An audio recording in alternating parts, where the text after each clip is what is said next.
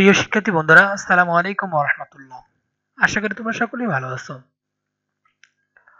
দ্বিতীয় সপ্তাহের অষ্টম শ্রেণীর বিজ্ঞানের অ্যাসাইনমেন্ট সমাধান নিয়ে তোমাদের সামনে চলে এসেছি। তোমরা যারা নতুন এসেছো তারা অবশ্যই চ্যানেলটি সাবস্ক্রাইব করবা সকল অ্যাসাইনমেন্টের উত্তরগুলো পাওয়ার জন্য, সমাধানগুলো পাওয়ার জন্য। প্রিয় শিক্ষার্থী বন্ধুরা, দ্বিতীয় সপ্তাহের অষ্টম শ্রেণীর বিজ্ঞানের যে অ্যাসাইনমেন্টে দেওয়া রয়েছে সেখানে তোমরা দেখতে পেয়েছো যে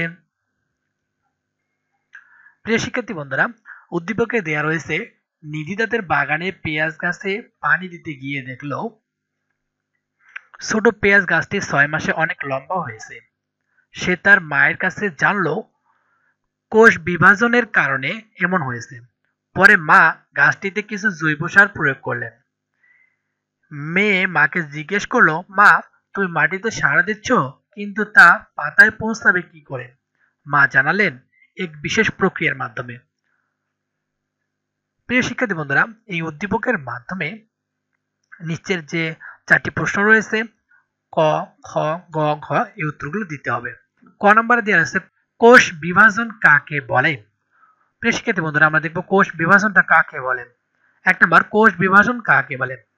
কোষ বিভাজন একটি মৌলিক বা অত্যাবশ্যকীয় প্রক্রিয়া যা দ্বারা জীবনের দৈহিক বৃদ্ধি ও বংশবৃদ্ধি ঘটে।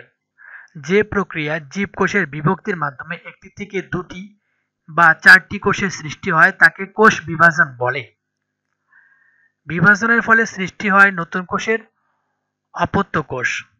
যে কোষটি বিভাজিত হয় তাকে মাতৃকোষ বলে। প্রিয় শিক্ষার্থী বন্ধুরা, 2 নম্বর প্রশ্ন দেওয়া রয়েছে মিওসিস কোষ বিভাজনকে হ্রাসমূলক বিভাজন বলা হয় কেন? ব্যাখ্যা করো।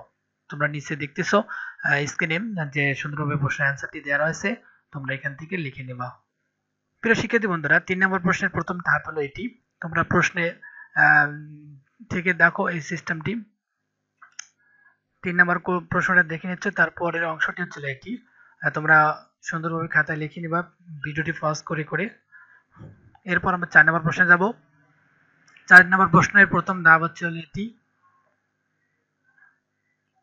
দ্বিতীয়টি হচ্ছে এটি।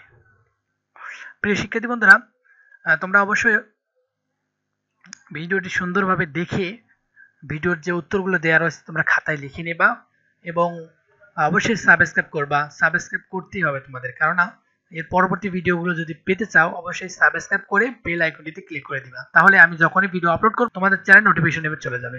তো আজকে এই পর্যন্তই। আসসালামু আলাইকুম ওয়া রাহমাতুল্লাহ।